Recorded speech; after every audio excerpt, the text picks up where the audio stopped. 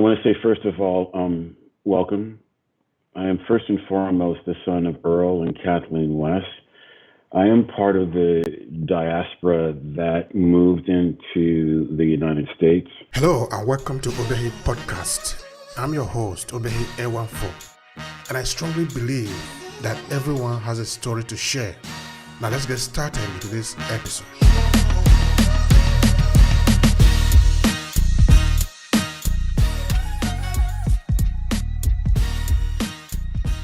From that part, most of those, after the end of the chattel slave trade in the United States around the 1860s, as you're beginning to see the emergence in the continent, particularly in the 1880s with the partition and the destruction and the imposition of the nation-state model, in the United States, you know this from the writings of Delaney, you know this from the experiences of the NAACP and the Pan-African Congress, and then later under Malcolm Little, who becomes Malcolm X. Hajj, that what we begin to see at that moment is Black folks within the United States migrate because of the caste system, the violence, and part of that, what is not, I think, so widely expressed and shared on the continent, is just how much the domestic Black experience post-1870s is centralized into violence and destruction of the body, the creation of a police state apparatus that particularly identified the Black body. And this isn't opinion, this is just data. This is just data. So my parents are going to move there, they're going to make part of the migratory pattern into St. Louis, and then from St. Louis, let me plug this in, they're going to go to Los Angeles. And that's where I grew up. And so I spent my formative years in the metropolitan area that is Los Angeles, all the complexities and equities that are there. Similar to the first generation of African who rejected colonialism, most of them are going to be educated in Jesuit Catholic schools. I was educated in Jesuit Catholic schools. There's something I haven't figured out quite yet about the Jesuits. They both want to indoctrinate you and they free you. It's weird. Anyway, so from there, undergraduate degree in Berkeley. And then I am the first and only African-American man to receive a doctorate in history from the University of Southern California. And that's an institution that's been in existence for 120, 130 plus years. And so again, as we think about the experience of this particular individual from this trajectory of origin moment in the continent, transatlantic slave trade, moving into the chattel slave system of the United States, and then several migrations and eventually into Los Angeles. And I opened up and introduced myself as the son of Earl and Kathleen, because when we begin to connect and tether ourselves to our lineage, our immediate parents, those that brought us into the world, and then the longer legacy, I think it helps us to sort of see, feel, understand, and make sense of the moment that we're living in. And so increasingly, as I age in this body, I'm very well aware that this is not a singular experience. It's not flattened. It's nuanced. It's the way that our indigenous brothers and sisters see story and origin in everything that we do. And so that's a long way of introducing myself, and thank you. We pay a lot of attention to the African diaspora, the Afro descent, people that are of African origin who, for one reason or the other, they are not in the continent, they are outside the continent. Now, because we are going to be spending a lot of time on the transatlantic slave trade, which is part of history, I want you to spend some time explaining to me which is actually your area of concentration in history. Let's do that first. So I am interested specifically in contemporary political urban. I spent my dissertation focused primarily on the west coast of the United States. In the western edge of the United States, as opposed to the central part and the eastern part of the United States, the majority of African Americans pre-World War II, meaning before 1940, are going to migrate into cities that you're probably more familiar with: Boston, Chicago, New York, Philadelphia. These are all cities where you've seen concentrations of Black folks on TV, news reports, or otherwise. The war, meaning World War II, 1941 to 1945, for the United States, for other nation states, it will be before then. Its origin moment will be before then. they will move primarily to the West Coast because that's where employment was related to defense industries. And so Los Angeles, San Diego, San Francisco Bay Area, Oakland, again, areas that you're probably familiar with, I've heard about, Pacific Northwest, Portland, and also into Seattle. What I was interested in and remain interested in is the locations that in the United States, locations that are identified residentially and or commercially as being Black spaces are typically spaces in which vice, criminal behavior, all of the complexities of an urban society are allowed to flourish because you want to contain them there. And we see that occur in the continent. We see that occur in the post-colonial moment. And so I'm interested in understanding how power, politics, and the Black body creates a space to find origin, to find meaning, to express itself. And then I get it down to a particular campaign because in 1973 in the city of Los Angeles, the population of African Americans is less than 13 to 14% of the population.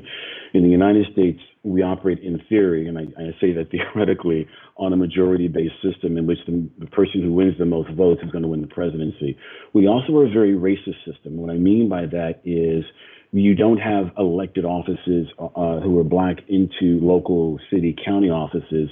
I appreciate that folks recognize the presidency, the 44th of Barack Obama, but recognize that that is an anomalous moment relative to local city and state officials. And in fact, under the Obama administration, the percentage and numbers of Black elected officials, city, county, municipal, actually shrunk. I would offer it as a reaction to the presence of a Black man in the presidency, but that's a separate conversation. Anyway, so what I'm interested in really trying to understand is that when that Black body is identified, what are the city structures and elected officials and responses to the body?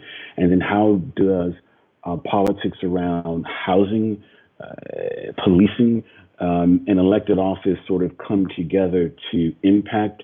And then how do Black folks find agency and power within those situations? In Los Angeles in 1973, they're going to elect the first African-American man in to become the city of that metropolis. And they're going to do that by building a multiracial, multi-ethnic, intergenerational coalition. And I want you to hear that because what's really driving my research is the ability to understand that we've got clear models of multiracial, multi-ethnic, intergenerational coalition in response to conditions on the ground. We can do that, but we can only do that when we're clear about the origins of the system. We can only do that when we see it at its data, meaning that we aggregate the data and truly understand. And I would offer that we can only do that on a global basis until we begin to understand the beginning in the 1420s and 1430s. There was a global decision made that we're going to extract labor from the Black body for profit. I need you to hear that. A global decision is made that the way that profit is going to occur is going to utilize materials that are addictive to the human body. The Western Hemisphere is driven by two things: human addiction and extraction of Black labor. Human addiction, sugar, tobacco. We know that these things are incredibly addictive to human beings, and so that means you have a guaranteed market. Well, second, if you produce that guaranteed market, and if you have to pay the real labor cost connected into it, the price point for that product is going to be beyond the mechanism and the ability for most Europeans to acquire, because this is connected to Europeans. Then you've got to figure out a way of lowering that price point. Well, how do you lower the price point? You get cheap labor. Where do you extract cheap labor from? You extract it from the continent. This is just straight data. This isn't whether we like the Negro. This isn't whether we like the Black African. This is none of that crap. This is strictly, it's an economic proposition. We need to make profit. We have an industrial agricultural product, in this case, sugar, tobacco, that requires massive imports of labor. We have no interest in using the local labor force. We'll use it to some extent. There's a great book on the indigenous labor force in the Western Hemisphere. But ultimately, the cheapest labor force is going to be the African. And so we're going to identify the continent as being a labor factory, and we're going to begin to move that labor in through the globe. Now, you can talk about this stuff, and it's sort of like, oh, that's horrific, but when you visually see it, It's a whole different beast. So Thank you for that. So what you're looking at is, so if you can see this, I'll stop there and hold for any questions, and then we'll continue on to this section. And thank you. I can be, I'll stop there. No, if you can please explain what is here, then, okay, anyway. Actually, the question I was going to ask you relates to, because the main conversation we have today is part of what you already is displaying there, which is the transatlantic slave trade. So I would like you to give us a background of the transatlantic slave trade. What can be a kind of the general information that somebody who do not understand what it means to start with? Please go. Yes, sir. So what you're looking at right now is this is a database, and it's a database that sits on top of 31,000 individual and unique voyages that were chronicled by either the Spanish, the Portuguese, the Dutch, the French, or the British during the time of the transatlantic slave trade. Now, what you're looking at here is you're obviously seeing the European continent, you're seeing the African, you're seeing the mainland North American, you're seeing the Caribbean.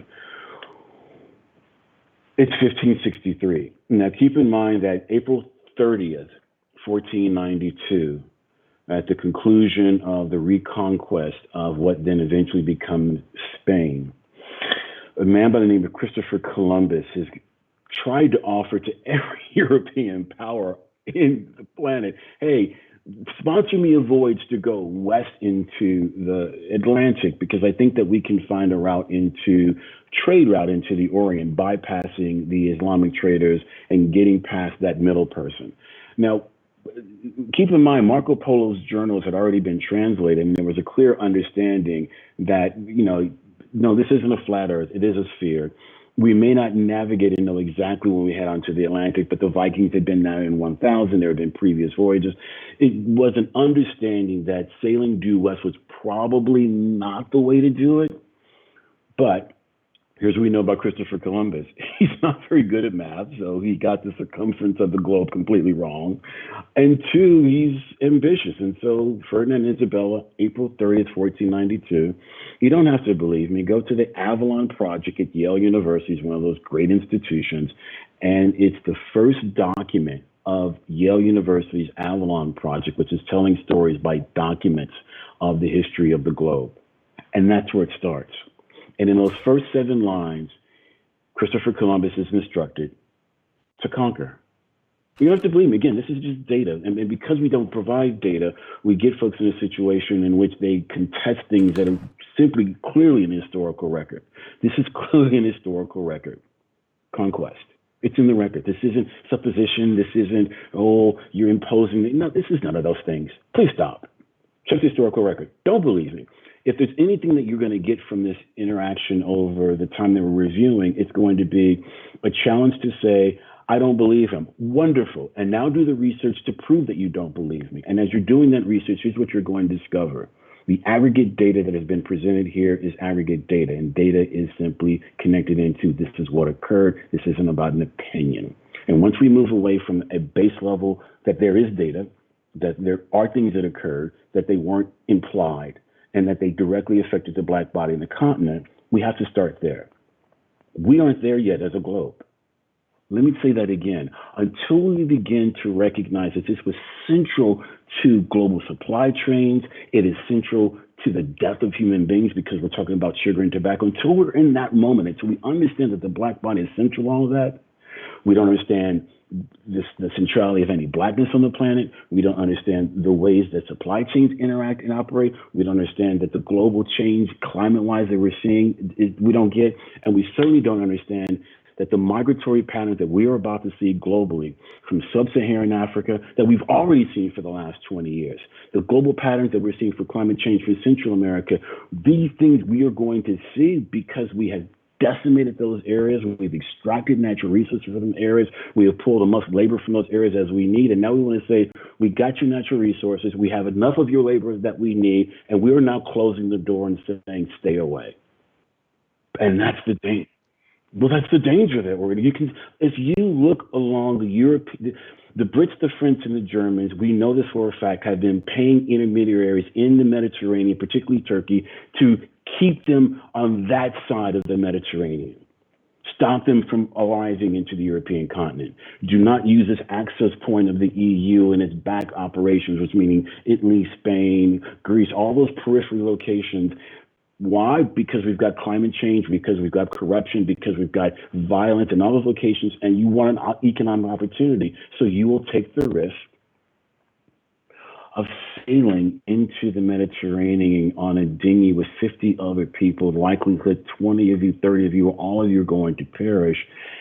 And if we don't understand the intensity of that motivation is connected into this history, if we don't get that part, if we don't understand that a father is going to sacrifice for his children and he's going to cross that Mediterranean for the opportunity for them to have a better life, and if we don't understand the reason he's doing that is because we've been extracting natural resources and labor from the location he has been in for the last 500 years and continue to, Belt and Road Initiative by the Chinese, if we don't understand that, then we are doomed to our fate.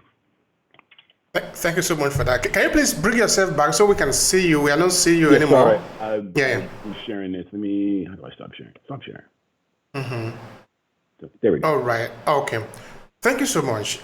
There are actually two questions that are coming to my mind. There are two things I wanted to ask there. One, of course, related to the current immigration situation.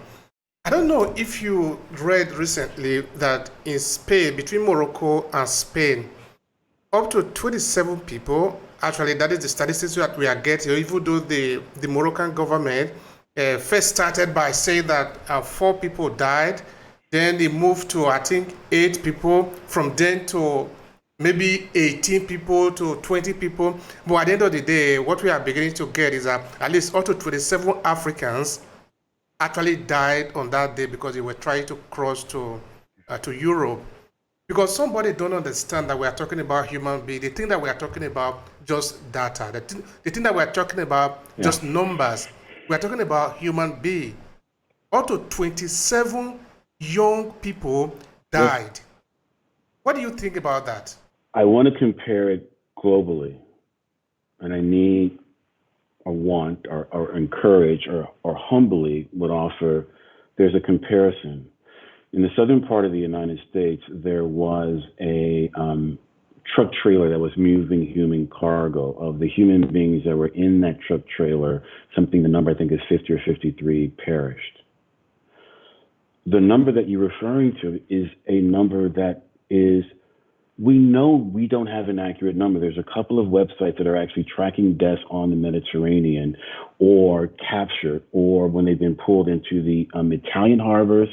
And what we see in those numbers is that even those numbers don't give the true story, because we've got people who are simply dying in the Mediterranean or being captured, or we know that for young women who are traveling and taking this journey, that they have to accept that they are going to have their body violated, that there's a probability of rape, that there's a probability that they could be killed. And they're making that choice to sacrifice for their children. And when we add the humanity to them, then it becomes horrific. But here's what's complicated. This is what I mean about anti-Blackness.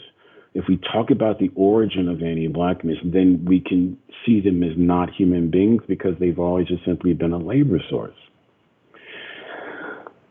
Number to think about. Do you know the majority of human beings that arrived into the British North American colonies before 1750, their origin point and who they were? Black African. Say that again. The majority of people who are going to be arriving into the British North American colonies before 1750 are Black Africans, and they are labor source. That is your population. And you've never heard that. You're going, wow, that's brand new. Well, if you understand that you need to extract labor to produce profit to have a stable economy for white Europeans, and the way that you do that is extracting the Black body, and that's the origin of the United States, why are you surprised about the contemporary moment? I don't understand it. I'll say that again. If the origin of every one of those 13 individual discrete colonies, some of them of German origin point, some of them British origin point, some of them French origin point, some of them have Catholic origin point, some of them are Protestant, that range of human beings that arrive in the British North American colonies, you know what all of them are doing? They're extracting labor from the black body. Whether they love Jesus, Yahweh, whatever you want to call it, they're extracting labor from the black body. Whatever they worship the money, and they worship the extraction of the black body. That's what they worship. That is their God.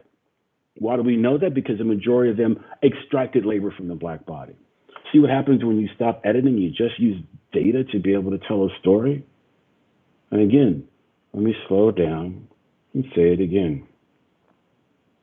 The Western Hemisphere is directly connected into two things: human addiction and the black body, tobacco and sugar, and extraction of labor from the black body.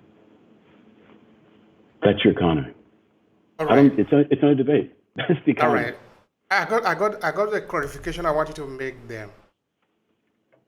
Why Africans? Why were they interested in Africa as this labor to fulfill this labor desire that they have in the Western Hemisphere? Tell me that. And so now let's share screen, if you don't mind. Yeah, please go. If I may. Let's go back here. So some of this is a function of the technology of the moment. Some of this is a function of geography, and then some of this is a function of practical. So let's start there. What you're seeing here, so reminder that at this point, maritime technology, meaning the ability for human beings to navigate the ocean, is been impacted by the Crusades and the engagement and the seeking control over the Holy Land. The caravel, which is the innovation of bringing together European maritime construction around sails, and the triangle construction is typically used in the Mediterranean. You transition from a heavier wood to a light wood. You move from mostly a military approach, which has been the predominant way the Europeans had treated maritime engagement, to more of a navigation, exploration, trade approach. And all those things together are going to create an opportunity. But here's where you want to look at. So that's called the canary current, which means that pre-existing currents are also going to impact. If you leave the European continent, sail out, that current's going to take you on a due south basis. The islands that are here are also going to help Europeans to learn how to navigate using the quadrant, as well as other innovations in maritime navigation to be able to find a location in the middle of the Atlantic. So all these things are going to be critically important, and obviously the compass. I'm taking you down into this area because I want you to see the proximity between the western shore of the African continent and the eastern shore of South America, particularly around Brazil.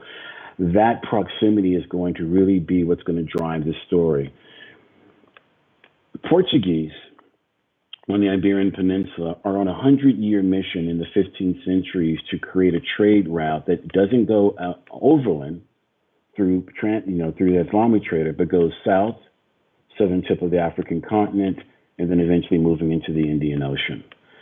On one of those journeys, 17 ships in 1600 are blown due west, and they end up seeing seabirds. They're going to follow those seabirds and end up striking land.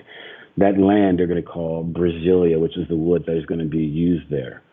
But there's nothing there. It's massive amounts of land, and it's obviously in proximity to the water, but there's no profit center connected into it, except the one thing that you can grow in abundance in that particular climate is going to be what?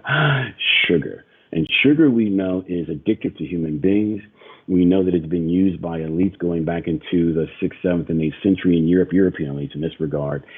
And we know the price point is so expensive that you really can't offer it to a larger market. But you also know about sugar that if you can get that price point down and you can get a human being addicted to it, it's an insatiable, demanding market. So what do you start doing? We're going to start putting this into motion. So you start moving human beings over. Now, what you're looking at is, let me just stop this for a second. So that's 1588. We're going to take this to 1600, and we're going to stop. Now, what you're looking at is the direct voyage coming out of particularly Bida Benin, West Africa, sailing over, and then eventually being deposited into Brazil. This is a ship, and it's going to be the ship's manifest for this particular journey. You can scroll down and see the details on it. And then the details are going to tell you that I want you to look at that mortality rate.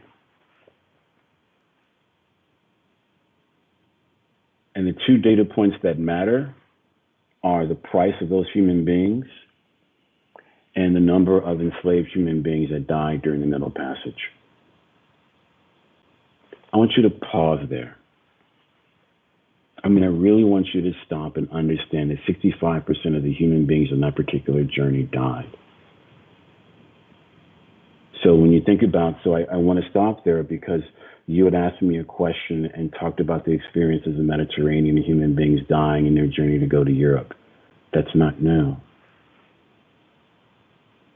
The fact that we know these numbers and we've ignored them, that's not new.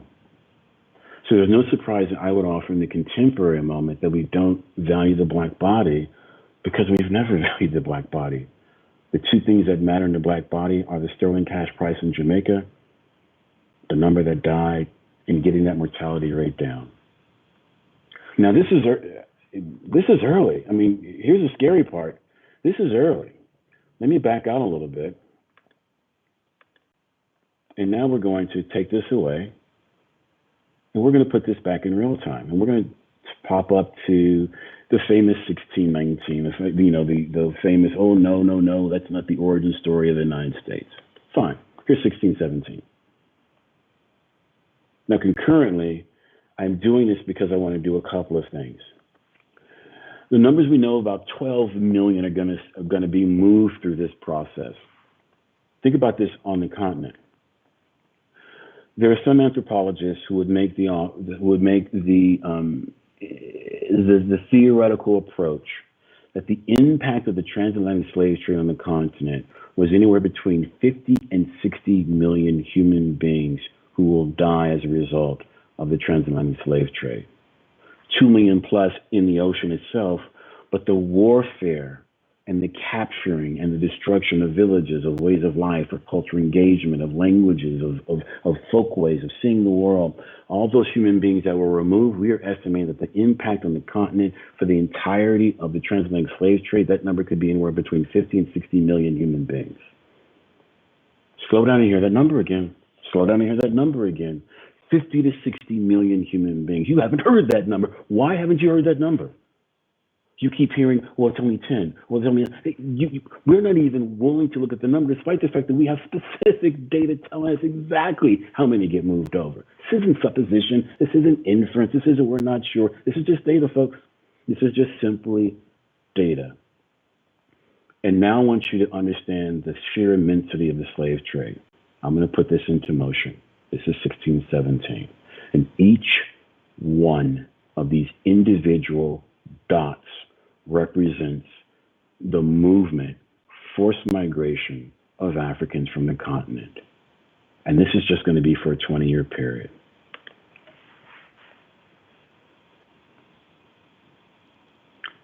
And as you're seeing this as a graphic, I want you to notice where they're all going. Central America and South America. Because we believe that, or we're taught, or we're learning that the transatlantic slave trade is predominantly going to be into the British North American colonies. It's just a falsehood. The majority are going to be moved into Central South America and the Caribbean. That's where the transatlantic slave trade goes. There's less than 500,000 who will end up eventually in what becomes the British North American colonies of the United States. Less than 500,000. The majority of this trade is going to be into the global South.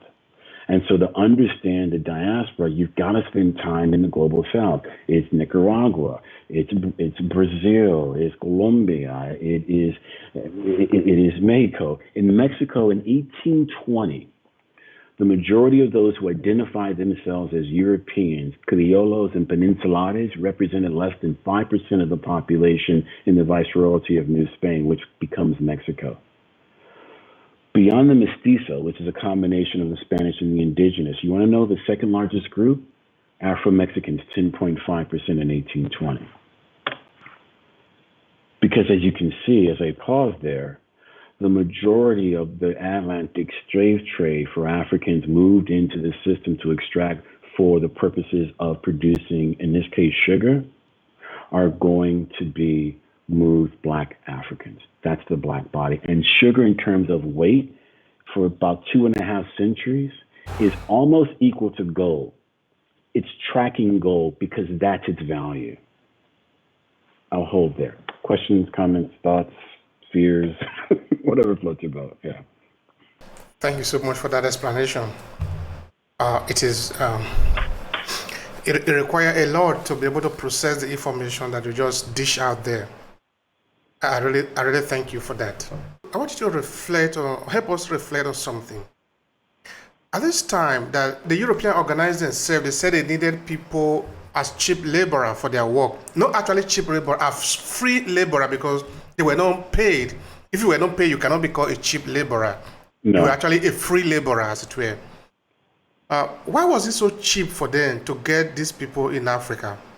Why did the African people not revolt, not organize themselves against it? Help me understand this part. The Igbo people see themselves uniquely as connected into the origin story of the land, of their various cultures. They are not Yoruba. And so the European concept of an imposition of Black Africa has no meaning before the arrival of Europeans.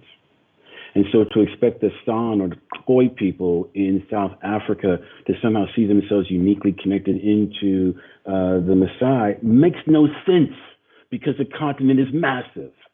And so some consideration is somehow that the Maasai and the Yoruba and the Igbo are just Black Africans is the beginning of the flattening of Africa. So Africans selling other Africans is the classic European response to what's happening in the transatlantic slave trade. It's a false narrative. It's a false assumption. It assumes that somehow Black Africans see themselves similar. No, they do not see themselves through the lens of Europeans. They see themselves as Yoruba, as Igbo, as Khoi, as San people. That is who they see themselves as. And so this concept of Black Africans selling themselves in the transatlantic slave trade is the beginning of the lie. The concept that somehow that they would sell their brothers and sisters into the transatlantic slave trade is the ultimate justification for the destruction of the continent. And we have to stop there and stop those types of questions and approaches. Because we lose the complexity of the continent. We lose the hundreds, thousands of dialects and languages that are there. We erase the humanity of human beings. We erase the humanity of the origins of human civilization. If you are looking for the most complex human DNA on the planet, you're going to start in East Africa because the oldest existing human beings on the continent, which gives you the most complex DNA on the continent, any researcher will tell you comes from where? The African continent. This is not rocket science, folks. Not rocket science. All right. I'm not yet done there. I'm still trying to understand. Okay, I understand what you're saying, that of course we're not looking at Nigeria and we're not looking at Ghana now. We're looking at the people who of course have already built and lived and fought war and organized themselves and make peace. Looking at the empire of Mali, the empire of Benin, looking at the Ashanti and the rest of them. These are people. Yes. Okay. How did these people manage to get entangled in this trade? Okay, I don't want to call it a trade. In this situation where people that look like them will be given to other people that didn't look like them. Help me understand that. So what we see in the Bight of Benin, for example, so we get resistance in local, particularly in the Bight of Benin, we had a couple of elders make the decision that we were not going to interact or facilitate an exchange with the Europeans. Now, keep in mind, trade in the Mediterranean region as a result of Islam and the spread of Arabic is going to go from a west coast of the continent. It's going to move into the eastern Mediterranean. It's going to be salt. It's going to be ivory. It's going to be gold. There'll be some human labor that's involved, but that trade of Africans and West Africans with European moving into the land-based trade, particularly from Islamic traders into Europe and then eventually into Genoa, like that's already been in place. What changes is Europeans are now arriving on the Western Shore. And they originally arrived on the Western Shore. There's no demand for enslaved human beings because you don't have the sugar production capacity in Jamaica, in Barbados, in Grenada. And so in 1500 and 1600, I'm going to sail up and we're just going to make a little bit of exchange. I'm probably a Spanish or a Portuguese captain. We're going to take a longboat to shore. I'm going to say, I've got some goods here that you want, and you may have 20 or 30, quote unquote, enslaved human beings who you've, because of war or because of debt or because of those are human beings that are part of your society but do not enjoy the benefits of full participation in that society. I want to use citizenship because that's a Western concept. And so you trade them. And in 1560, 1610, 1620, as the numbers that we saw, the demand is relatively low. And so the impact on the continent and the impact and of these locations by the bin and otherwise become, it's an impact. I'm not minimizing the destruction, but you're not going to get a continent-wide impact. What changes is scale. And scale is going to be that in 1680, you're going to get the establishment of something called the Royal African Company. These are the Brits. And so the Brits and the Germans are going to be extraordinarily efficient. And their efficiency means two things are going to have to occur. One, between 1700 and 1800, the Royal African Company is going to move 3.2 million human beings. It chronicles this from the west coast of Africa into the transatlantic slave trade. There aren't 3.2 million people living in proximity to that location, which means that you now are going to have to begin penetrating into the interior as far into the east as you can to be able to identify, capture, transport, get them on a boat, and then get them into the Atlantic. And so the mechanism of extraction of labor, by the time that we get to 1700, it's a machine. It's industrialization. And so the question of why didn't they resist by 1700, you're moving 3.2 million people. Ever been to Disneyland where they moved like the sheer scale of moving that many human beings from those particular port locations, there's only 5 of them, means you're going to the eastern part of the continent because you need to extract labor.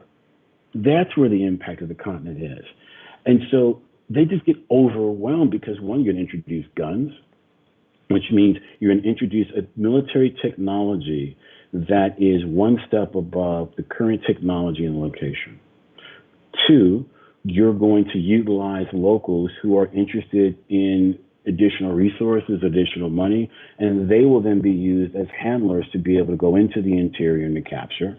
And then it's just sheer profit and mass and scale. It means I've got to move that many people. I need you to find those people and move them for me and make it happen quickly. And so those I would offer: scale, demand, and military technology.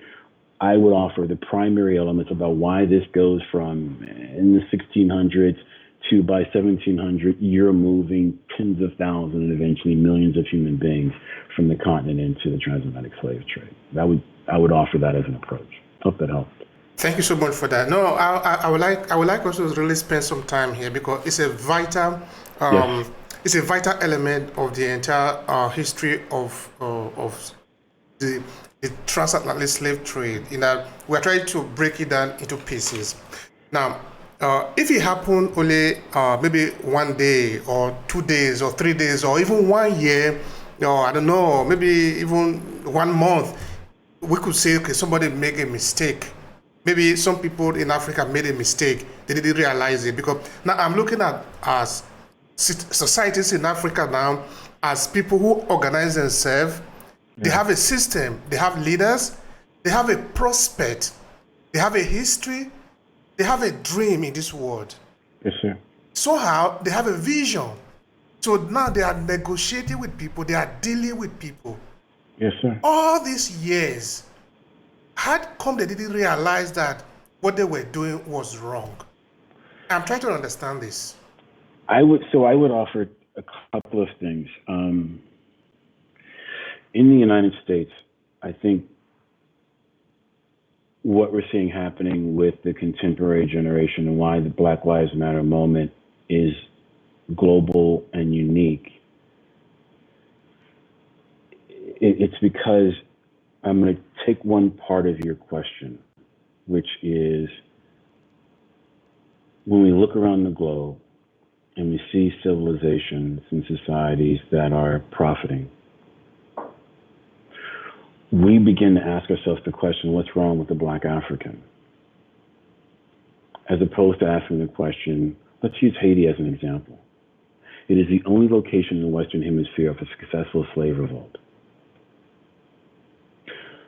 20 years later, the French are going to send a naval installation and military installation in, and they're going to tell Haiti, three things are going to happen. One, you've taken property from us, real property in terms of land and then labor, and you need to pay a cost for that. We are going to impose reparations. I mean, no, come on. No. We will impose reparations. See, so there is a history of a recognition that the extraction of property and labor has an impact, that you can monetize that, and that you can force a society and government that wasn't in place to account for that. That's why you want to spend some time looking at Haiti and France, because the World Court would say that there is no precedent for reparations connected into the extraction of labor and property. And I would offer, have you looked at the French in Haiti?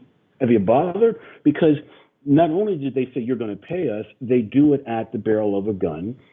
And more than that, they then tell them, oh, you don't have the money to? No problem. We've already got a loan package for you. And guess what bank you're going to use? Oh, you're going to use our bank. You're going to use the Bank of France and certain bankers within the French government, and that's what you're going to do. So we're going to tell you you owe us money. We're going to impose that debt on you. We're going to tell you the bank that you're going to use, and then we're going to do that for years on top of years.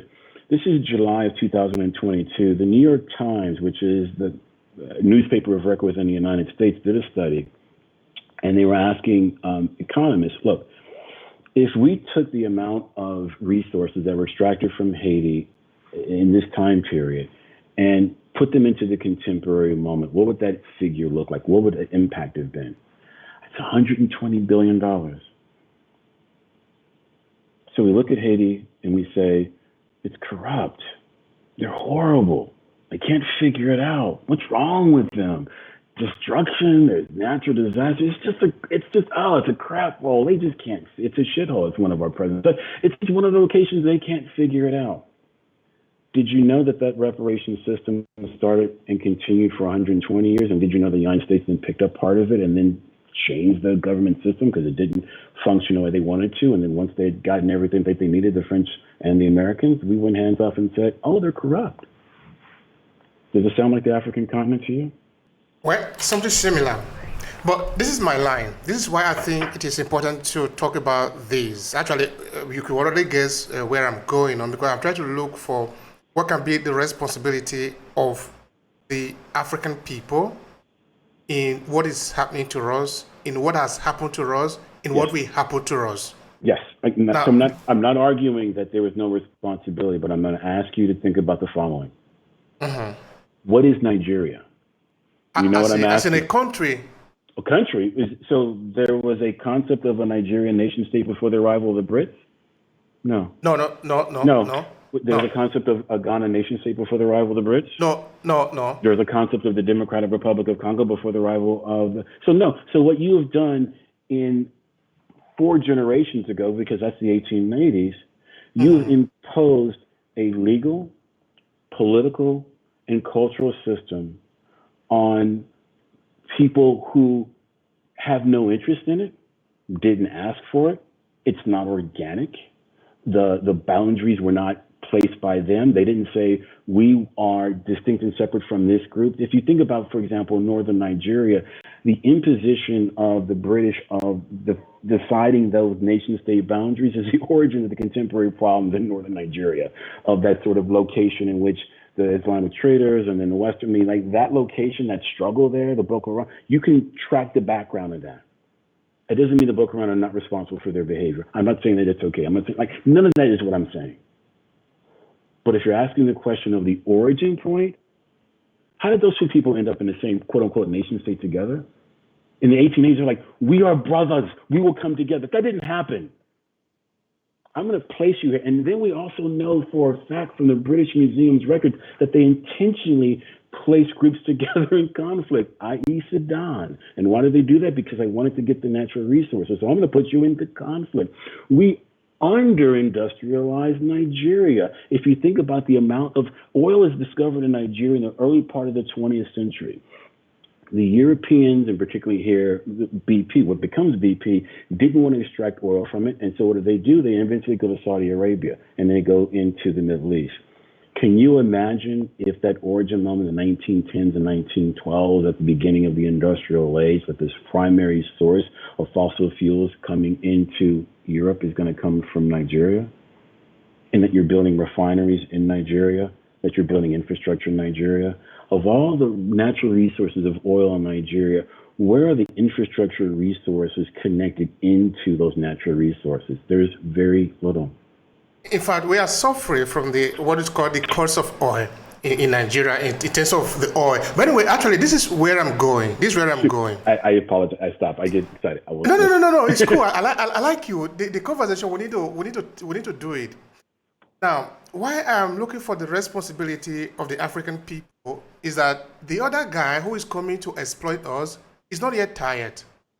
If we spend all our energy only on his part without on our part, we are going to remain in this loop, not knowing that we can change the situation, because if we think only he is the only one that have power to both exploit us and pardon us, we are going to remain till the kingdom until we change. But if we realize that, okay, we can participate both in the destruction and in our savior, then it doesn't depend on who is going to afflict us with suffering. That is where I think it is important that we understand that we have a role to play here. I want you to speak to that. Not only do I think that we have a role to play, I think that there is a history of those in the diaspora who end up in the United States doing two things: recognizing that there is a deep connection to the continent, recognizing that there's a responsibility, and recognizing that a Pan-African approach is, in the long term, politically and economically, we see it in the EU with the EU approach, that if we can begin to sort of organize in that way, that as a trading bloc, as a military bloc, the AU tries to go in that direction, but in many ways becomes sublimated by both NATO as well as the US, as well as by Russia and now increasingly the Chinese. But I mean a true economic, political African Union that sees itself releasing some of the barriers of the nation state model and seeing itself as part of a collective that has unique and individuals, geographic and political histories contained of specific locations, but subsumes that into a larger concept of Africa. The Europeans are doing it. They've already figured out that the model that they gave the continent, which is the nation state model, isn't particularly effective. And so they're now pushing that down a little bit to raise a European model. So if we are going to follow the Europeans, whatever that means, we probably should follow the Europeans and recognize that they've created a political, military, and economic bloc that they're using to control and take care of themselves. Did we not notice that? We weren't paying attention to that. And they're now enhancing that and strengthening it militarily. Did we not pay? Oh, we didn't pay attention. And did you not realize that NATO, the one other element that holds NATO together, isn't Russia? The element that holds NATO together is to hold the line against illegal, quote unquote, migration coming in from Africa. I want you to hear that. NATO alliance is a military one, but it's a political and cultural one. And it has already begun to identify who we are, meaning NATO and EU, and who we are not. In this case, it's going to be Black Africa, Sub-Saharan Africa, when we're going to create a wall. And we're going to build in and spend resources. The Germans, the Brits, the Germans in particular, are spending millions of dollars every year to encourage the Greeks and the Turks to keep them there. Don't let them come to our shore. Did you not know that? Did you not know that the Europeans are already investing, have been investing for years? They just have kept it quiet, and they're trying to slip on a little money. Like, keep them over there. We don't want them in London. We don't want them in Brussels. We don't want them in Paris. Or we clearly don't want them in Paris. But no, we don't want them there. So you keep them there. Or we'll let some in to make it look like we, but no, the majority of them, no, keep them there. Stay there. Oh, we took all the natural resources from where they're at. Oh, we created and imposed a political model that's causing problems. Okay, it's not a problem. That said, I hear what you're saying, but what I would offer is what I think uniquely makes the current Black Lives Matter moment powerful is because they are tethered, but not contained to their history. My goal in this is to tether, but not contained to the history, which means that you're aware of it, you're tethered to it, you know the responsibility. And to me, I'm going to change responsibility a bit for you. Responsibility is that you are part of a generation flow, multiple generations that have found agency, purpose, meaning in this life cycle, in these bodies. And if you have a responsibility, it is to continue that work. It's a different take on responsibility. If that makes, I hope that makes sense. Yeah, it does. It does make sense. You see, where we are going at the end of the day, whether in this conversation or the one we are going to have after or any other time, as long as we remain African, is for us to be free from the shackles. Yes. That is our final objective. Yes. Of course, before we get that, we are going to heal ourselves. We are going to realize that we are not innocent in everything. We are not innocent in everything. There are some times that we have also, because, anyway, I don't want to drag it to several other angles now, because, we have semblance of democracy in Africa, even though I believe that the system that we have are actually manipulated to favor the metropole, the bigger economies, the West. That is why it is structured that way. But we are a country, we are a people. We can choose to play that role, or we can choose to play another role. Play another role means you should be prepared to die. But if you are not ready to die for who you are, then you don't even deserve to live, because you are just living as a slave.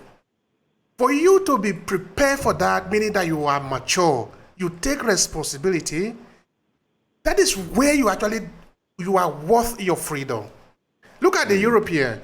Do you think if Nigeria were to propose to Italy in whichever way or form to sell people coming from Germany or France, do you think they are going to do that?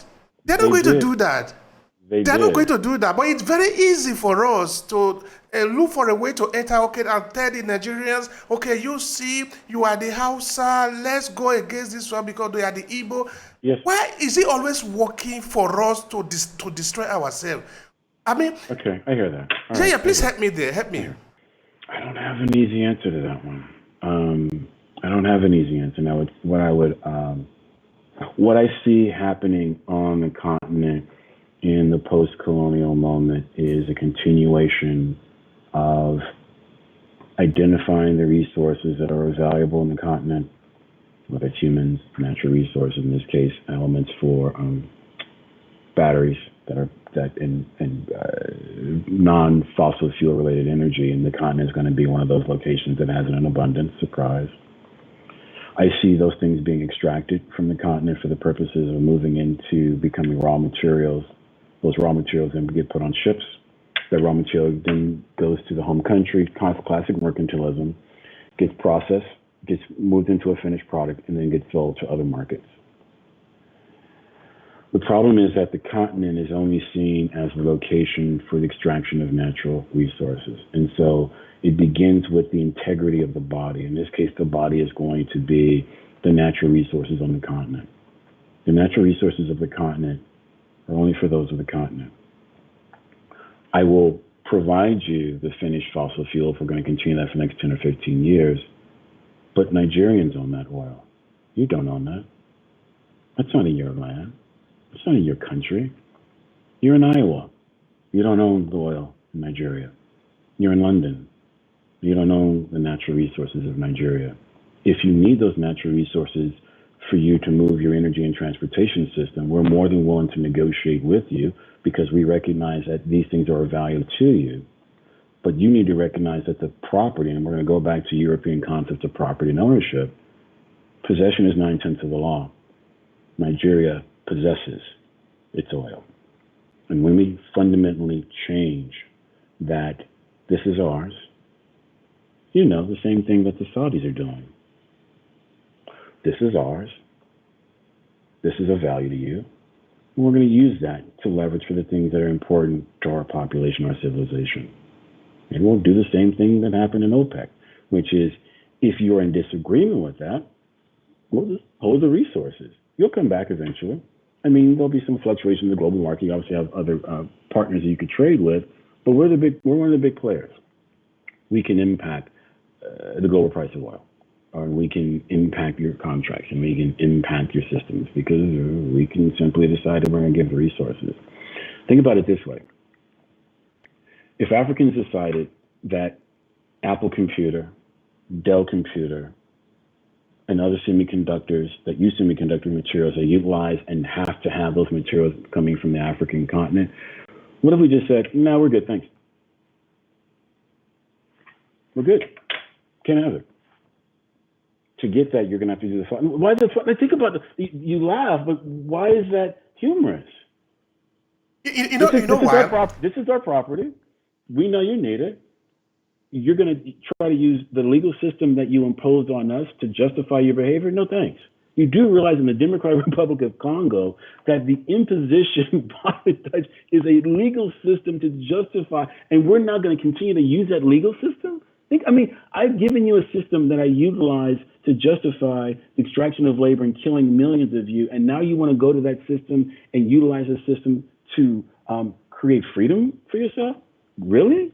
Did you not realize the system was literally imposed on the DRC for the purpose of justifying the extraction of rubber? Did you not realize that? So why are we using that system as somehow that's going to free us?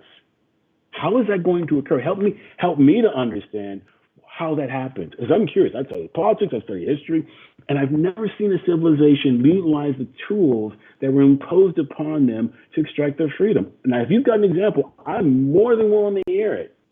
Is the only way that you're going to do that is by removing systems, culture, language of oppressors, because they're never going to give it. You're going to have to take it. This is our property. We know that you need that for moving from fossil fuels into clean technology. We know that you have very limited other resources, and I see my people starving. I see them on the streets and they can't eat. I see schools that can't educate. And I see you with hundreds of millions of dollars in which your children are taken into schools on luxury liners.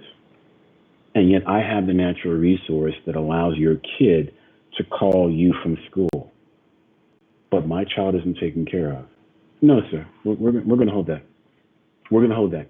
That's not going anywhere. And until this is resolved, until you commit resources, until there's a cash transfer and we start to be having real conversations, like reparations, the way the French did against the Haitians, until that happens, you have no resources. You cannot move into a green global economy without the continent. You can do it without the United States. You can do it without the French. You can do it without the Germans because their natural resources don't lend themselves to the clean technology that is inherent in the natural resources of the continent. This is just data at this point. We didn't pay attention when it was rubber, meaning that the rubber that is going to supply the natural resources for moving transportation systems, we didn't see it there.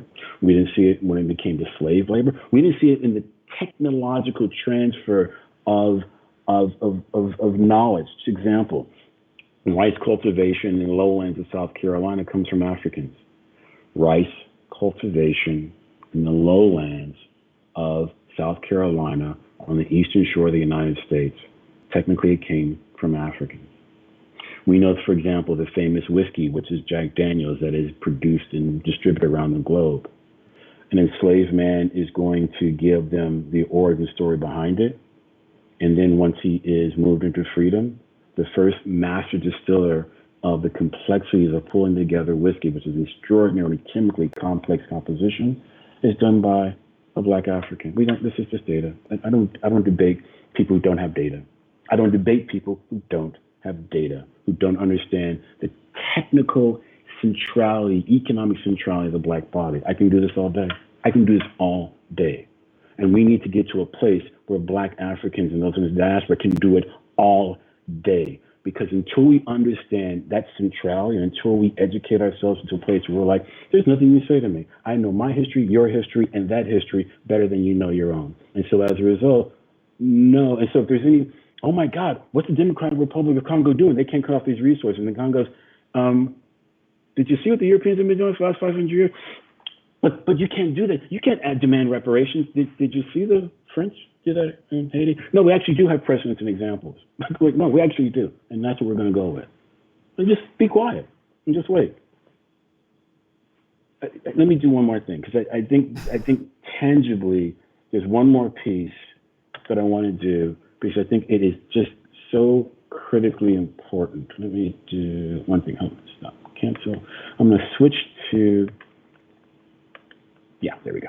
So what I want to do is to show one, put the back, come on back. Here we go. I want to do, so there, one of the ways I think that we can directly do that is by understanding the direct impact of the extraction of labor from Africans and its direct financial, social, and cultural impact on contemporary Europe. This is from the Center for the Study of the Legacy of British Slavery, and it's pulling, again, this is data. This isn't inference. This isn't fictionalized accounts. It's just data. And the data is, you're taking the financial resources that are reported by those people, Brits, who have property, in this case going to be sugar cultivation in Jamaica, Grenada, and Barbados. So what you're looking at right now is a map, and each of these little circles represents a slave plantation, a plantation in which sugar is extracted. Now that's one part of the problem, but let's go to the other part of it, which is, now we're going to go to London.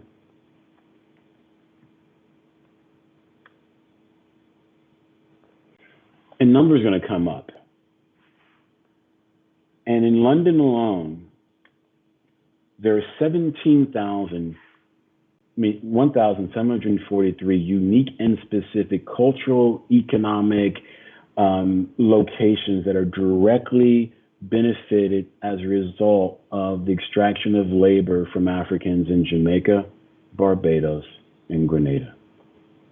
So when you're in London, you can see the impact of the Black body all over the metropolis. And it's a direct financial, it's not and so what this site does extraordinarily well, it says, the money that is generated from the extraction of labor in Jamaica directly went to the commission of this artwork. The extraction of labor from the Black body in Barbados directly went into the building of this. The extraction of labor from the Black body in Grenada directly impacted London in this way. So this isn't, again, inference, this isn't maybe so. And so when the Jamaican Parliament demands from the UK direct reparations and there is an apology, Jamaicans don't want an apology. Give us our money. I'm not interested in your apology. Provide me the resources you extracted for 200 years, 300 years. That's what we would like back. I'm not interested in an apology. And the Jamaican parliament didn't ask for an apology. And even that took years and gnashing of teeth and, oh my God, that's wonderful. No, it's not. No, it's not. It's not wonderful. Sorry, it's not wonderful. There's nothing wonderful about that. You don't get any credit for that. Sorry, it doesn't work that way. Thank you so much. It doesn't work that way. I'm sorry. It can't work that way because it means that somehow, and I'm not minimizing the symbolism of an apology. I just want the money. And why do we know that? Because the French imposed their military will on those human beings who had moved themselves into freedom, and then imposed that on multiple generations of Haitian governments who had nothing to do with the revolution and had nothing to do with the French. In 1921, if you're in Haiti, you're paying for the independence of the Haitian government. In 1941, if you're in Haiti, you're paying for the independence of the Haitian government. In 1958, you're paying for the independence of the Haitian government. Lack of schools, lack of infrastructure, all those resources that would come from taxes and economic, all that money resources gets moved to pay the debt of reparations to the French. And this is data. This isn't again, not inference. We know this to be true. We know this to be true. Thank you so much for that. All right, now looking at the Western society and the Western power, the way they organize their system, we can see now that they are a big machine, crushing the African reality, as it were. But say maybe you are giving a lecture in a class now, and a young boy rise up and asks you, what is the hope for the Black people, for African people to be free? What would you say? I'll say the following. I'm in an urban metropolis in the United States, and I work with a group of individuals in one of our urban libraries, our main urban libraries. And the group of Black librarians that I work with, we had a situation in which an event, Juneteenth, which chronicles the movement of freedom of domestic African Americans in 1865, which is celebrated in this metropolis. Our library system decided that we didn't want to celebrate it. So I hope I will tell that young boy is what I saw in my librarians. We put together an exhibit that chronicled the history of Black Africans in the diaspora. We put together this incredible presentation, and more importantly, there was a young boy who I gave a pencil to around Juneteenth, and he kind of looked at me with his eyes, he's kind of bright and hanging out, and he said, "Who are you?" I said, "I'm a librarian." He goes, "What's a librarian do?" I said, "Librarians generate knowledge and information to change the world." And he went, "Got it." He got a bright smile on his face, and he kind of waddled away and did what he was going to do. And that's hope. And we do that as particularly men of the diaspora, we lead. And what I'm going to infuse in that young man is hope and power and knowledge. And what I recognize over years of working with Black folks is that we can turn on stuff and become magical, and not in some aesthetic magical way, in a powerful way. We change this globe. We can continue to change this globe. And what I would tell that young man is, in your soul and your heart, first of all, you're on the continent. And I had the honor of interviewing a man who was the first African-American lieutenant governor for the state of California, traveled throughout the globe, traveled throughout the United States, elected official, one of the highest Black elected officials in the state of California in the 1970s. And I'm doing oral history with him, and he taps me on the shoulder. He says, "You know what, young man, let me tell you something. I've traveled throughout the globe, and the only time I felt like a full human being is when the plane stopped in the continent. And do you know when I stopped feeling like a human being? when the plane left the continent. And if we really want to understand one of our greatest intellectuals is going to die in Ghana August 27, 1963, on the cusp of what will be the March on Washington, the United States, on August 28, 1963. Because W.E.B. Du Bois did not want to bury his bones in a place that oppressed him in the United States of America. He wanted to bury his bones in the continent. Understand that you're in the greatest location, spiritually, physically. The entire continent is a nexus point of greatness. The physical land itself. Think about the fact that in a contemporary moment, this planet would not be where it was without the natural resources of the continent. You are in heaven. I think that when they were referencing Eden, they were talking about the continent. I'm going straight with it. And so if you're living in Eden, with all the natural resources that are there, and all the spirituality that is there, you need to get the Europeans up out of here because they don't deserve to be here, because they don't deserve to be in Eden. I've said my piece. Thank you so much for that. I appreciate that. Now, in Africa, there is more than 1 billion people. Yeah. All these people are not just stupid people, no? These are men and women. In fact, the African population is predominantly young. Yes. And the youngest in the world. And growth on the globe is primarily going to happen in the 15 metropolitan regions in the continent, and specifically in sub-Sahara. We know that to be true as we project into 2030. That's where our growth is going to be. They're going to be moving into cities. The infrastructure of those cities cannot have the capacity, and so we're going to see massive die-offs in urban areas in which people cannot get basic needs taken care of: healthcare, food, and housing.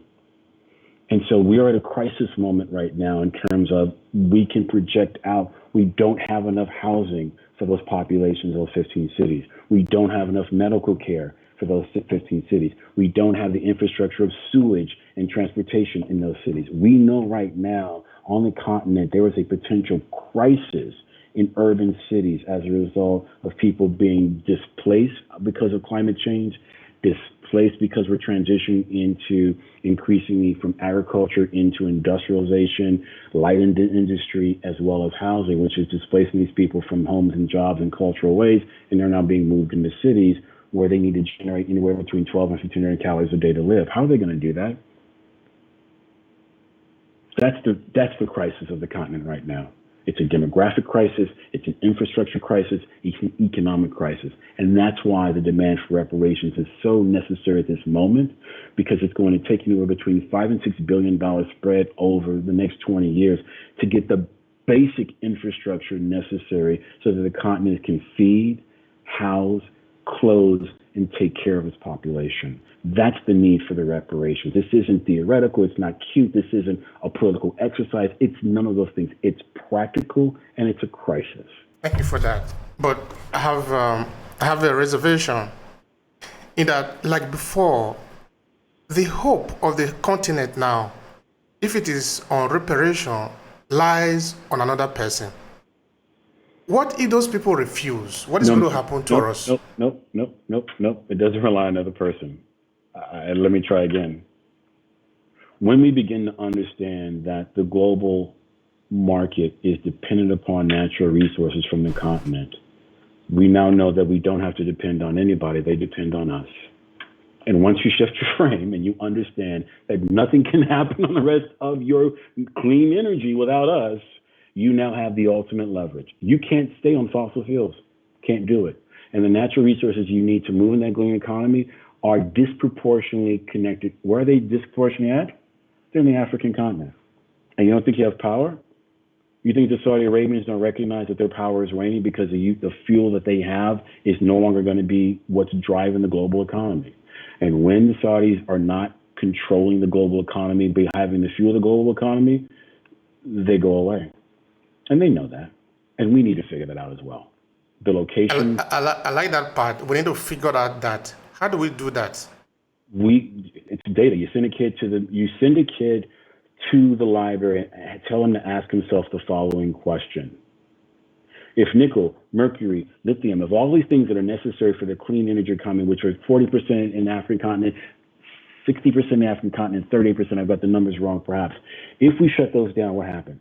And I'm going to leave that kid. That's what I'm teaching you in second grade. That's what I'm teaching you in sixth grade. That's what I'm teaching you in high school. Now, we're still going to do math. We're just going to do it with a different political perspective, which is how do we control the means of production? How do we own the means of production? How do we build engineering? How do we do infrastructure? How do we do all of that? And how do we do that domestically and locally? That's where we start. This isn't, oh, Mr. Macron in France, please do a little bit for me. You do realize that the Bank of France into the last 4 years have been extracting resources still from the continent, that the majority of resources that are coming from their former colonies have to go to the Bank of France, which helps to support and the Bank of France itself. Those are black dollars. Why are we begging? That's what I'm teaching the kid. I'm like, asking, how come that dollar came from the Bank of France and we're no longer a colony of the Bank of France? Why did it go there? Did you have any interest in going there? Oh, you mean the French imposed a post-colonial mandate, regulatory instruction that allowed them to continue to benefit? Oh, and this is what's striking is this isn't deep buried information. This is regularly publicly accessible. This isn't deep thinking. This isn't, well, he's really smart. He's got his PhD. No, he doesn't. He's not that smart. This is reading.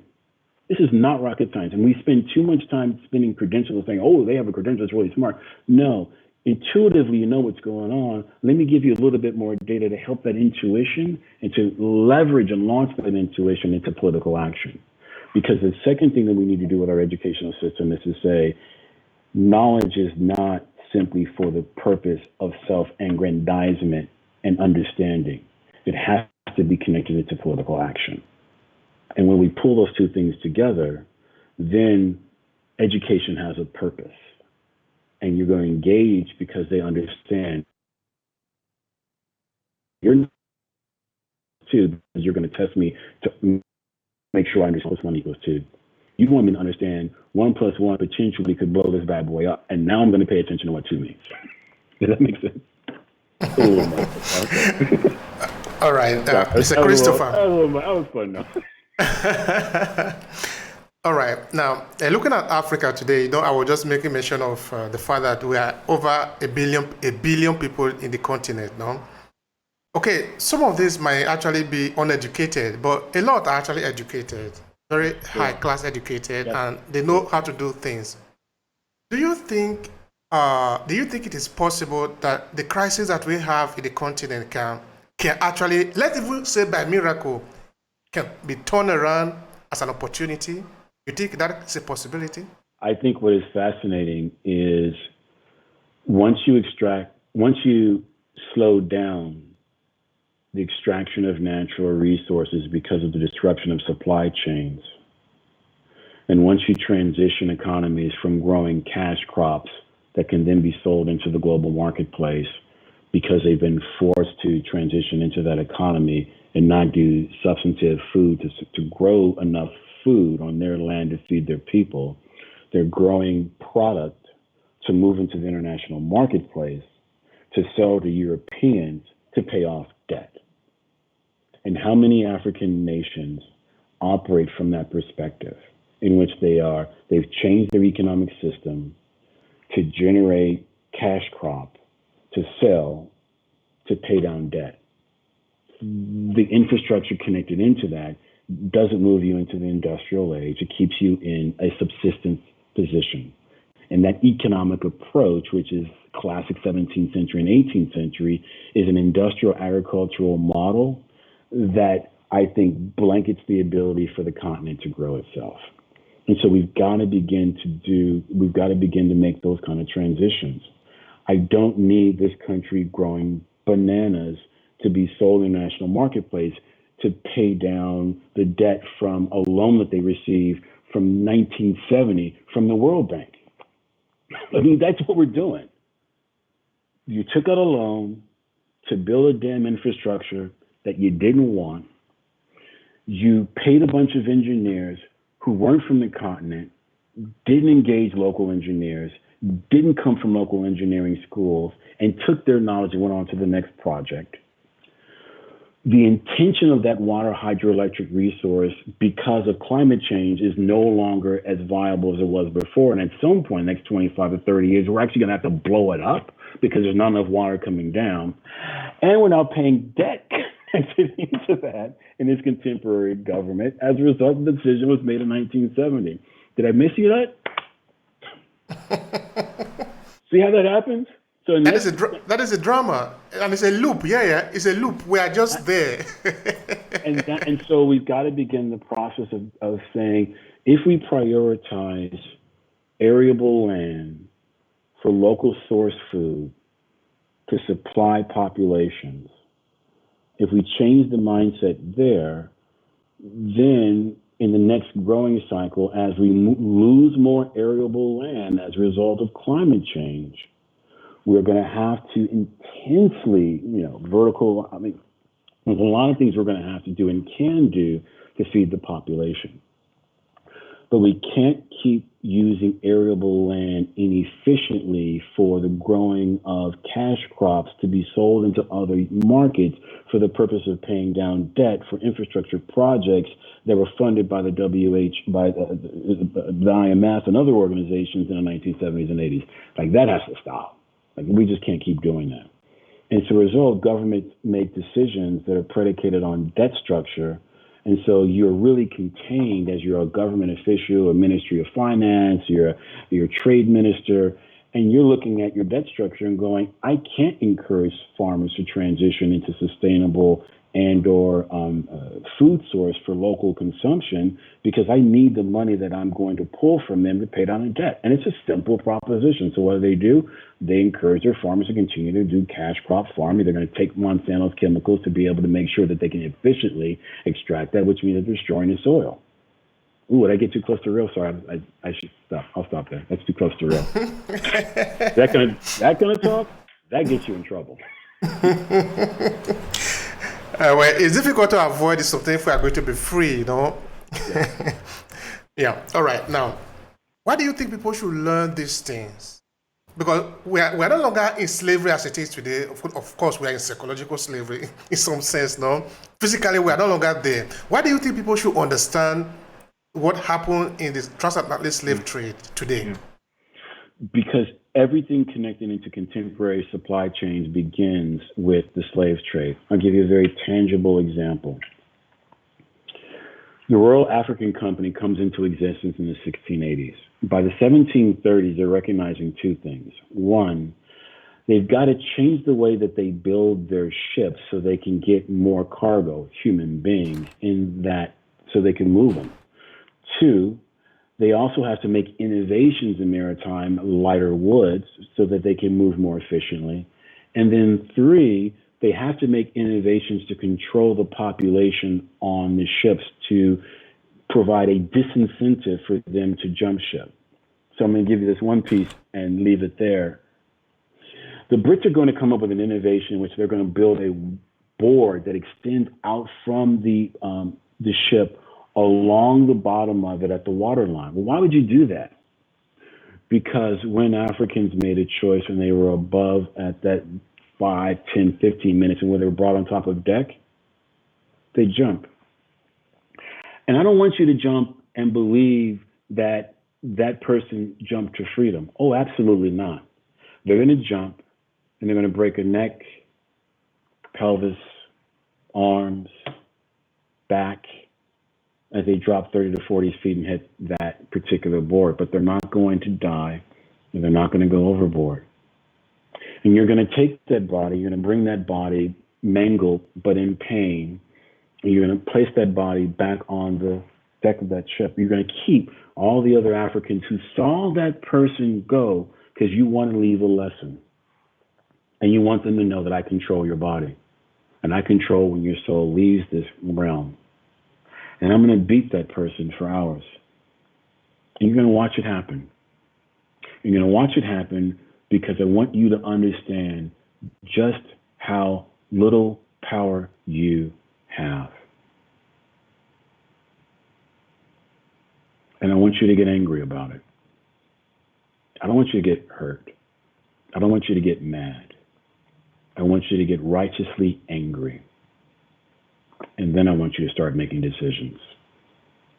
Because I believe in the power of righteous anger. And I believe, as John Lewis said, that we need to start getting a little bit of good trouble. Because the system is killing black bodies in the United States legally with no consequence. It's time for a little good trouble. I'll leave it there. Thank you for that. Now, throughout this conversation, you have used the word body for a number of, on several occasions, no? I don't know if you want to spend some time explaining why you do that. I do that because I believe the way that Europeans see blackness is simply as a body, not as a soul, not as a human, not as a spiritual being, certainly not equal, certainly not superior, but just a body. And so I like to give Europeans back the way that I know that they see me, as a way of saying, I understand you, and I know you only see me as a body. And until you're willing to ask the questions and to learn the history and to engage, I'm going to remind you that you only see me as a body. I don't care how liberal you are. I don't care who you married. I don't care how nice you are. I don't care how many protests that you went on. You see us as just a body. And I'm going to constantly remind you that I know exactly who you are. I know exactly how you see me. And I'm going to be aware of that. Are we supposed to take a conscious action on that? Like, knowing that the Europeans see us this way, are we supposed to do anything about it? Yes, you're supposed to reach out to other black Africans and show love and affection and care and say, we are together. You're supposed to recognize that you're not oppression pain reacting to Europeans that you're not somehow connected into, but that, brother, we've never met, and yet we've had this deep and engaged conversation in which we've had familiarity and similarity. Do you not see the connection of the continent? Do you not see the relationship with the black body? We are thousands of miles away from each other, and yet we are connected and have knowledge and information. That is the epitome. That is a centrality. That is what the black experience has been and will continue to be. It's what scares them the most. I was at an event last week, Friday, gathering social engagement, black folks, and they broke out with a collective dance. And I looked and I started laughing. I'm like, that's why they're scared of us. Because you've got old black woman, young black man, whatever, and they just like did the slide together, like, and just moving in unison. People who had never interacted with each other, people who didn't know each other, people who had never met before. And yet a tune is played and they moved in unison. And I mean in unison. I don't mean in like some light, cute way. They moved in unison. They've never met before. They're at the end of the life cycle. They're at the beginning of the life cycle. They're in the middle of the life cycle. And yet they move in unison. Oh, I understand the power of the blackness. I understand clearly the power of blackness. You just need to start paying attention. Blackness. Is there any impact of transatlantic slave trade to blackness? Is that something that we need to know about the significance? Yeah. Yes, because understand that the Brits recognized relatively quickly that if you move a cargo across the Atlantic that has the ability to communicate with each other, you potentially could have a revolt. And so the Brits would specifically make choices to pull a range of different people into ships' hulls and cargoes to make sure they didn't speak to each other, that they couldn't communicate, because they were concerned about the danger of a slave revolt. So if we start paying actually attention to the transatlantic slave trade and what they were afraid of, we can actually learn what we need to do. What were they most afraid of? That y'all people are going to start talking and figuring out you actually know each other. And so we need to stop that from happening. And that was in the 1700s, folks. Pay attention. Pay attention. Pay attention. All right. Now, we are in the diaspora. We are about 500 million people. Are we really powerless? If we were to organize an army, nothing can stop us. Are we not intelligent enough? What is wrong with us? Can't we do something about ourselves? Black Africans. Tell me that. Black African. It is not. I would offer that as a people that have ranges of cultural and political systems, but dominantly they are going to be, we give honor and positions of power and influence to postmenopausal women, because we recognize that those elders, mothers, grandmothers are deeply connected into the next generation because they feel that next generation has come from them. And as a result, the decisions that they are making are about sustainability because they love those things that came from them. We recognize that the relationship between elder women and elder men has always been one in which there's a relationship and understanding of what one's position is going to be and what one should do within the society. We know that. And so when we remove the nation state model that was imposed with the partition of the continent in the 1880s, when we utilize the legal, political, and infrastructure system that were imposed by the Brits and the French and the Germans and the Dutch on the continent for our purpose, and we centralize cultural, religious worldviews that existed before the arrival of Europeans in the 1880s particularly, then we can begin to move in that direction. But that means we're doing it systemically. We also need to recognize that we have allowed prime property, be it real estate, be it natural resources, to remain under these political and legal systems under the control of Europeans.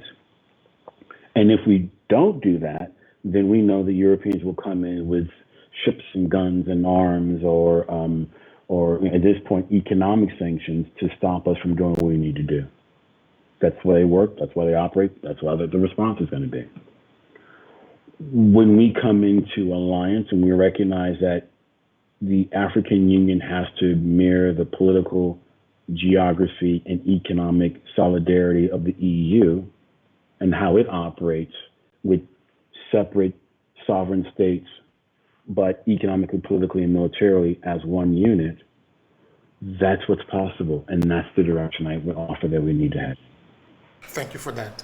Thank you. And I appreciate this talk. It's been, you've enriched my morning, and I am honored that you would reach out to me. And thank you for the connection.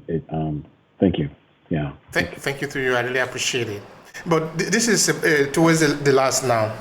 Say maybe at this moment, we, 500 million people in the diaspora, plus over 1 billion people in Africa, all of us put together, we are the African people. We are the children of Africa. Say maybe we finally realize that the European, the West, will never set us free. They are going to continuously haunt us. Let's say this is today that we are knowing that. Can we do something about it? I think because of the global crisis that has been wrought largely by the extraction of natural resources, capital market systems, I think we're actually at a moment in which the stability of the current systems is in flux, which means in those situations, typically there is an opportunity for massive transition and change. There's also an opportunity for massive destruction. And so I think we're at a really interesting and critical moment to actually have these conversations. It's the reason why I wanted to have this conversation is because I do think that we're at that moment. I do think that we're at enough of a crisis that existing institutions don't have the capacity to hold it the way that they did in 1990 or 1970 or in the post-war era. We're clearly in the post-war era. And as a result, and I think that the rising impact of climate change on migratory patterns, I think that the transition from a fossil fuel-based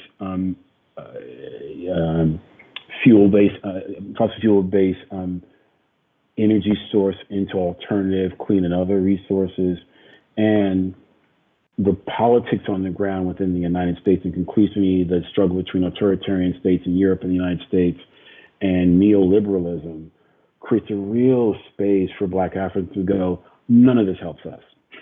None of this is a benefit to us. And none of this works for us. And you need us. So here's what we're going to do. Let's say we are speaking to a young African diaspora, a man, a woman, or even in Africa, about slavery, about the slave trade. Or let's even say we are speaking to the larger African community, those at home and those are brought together, all of us put together as a family. Now we know what has happened. Can we learn any lesson? What kind of lesson can we learn from the experience of the transatlantic slave trade as a people? I think that what we can learn is the technical skills and acumen necessary to help to build and to move the global economy is going to, that Black hands and Black African hands help to contribute to that there was a forced diaspora, and that the diaspora produced trillions of dollars of profit, and that you want to begin to ask the question as you're looking around, why are none of those resources, infrastructure elements in the continent now? And why are we paying debt to the International Monetary Fund?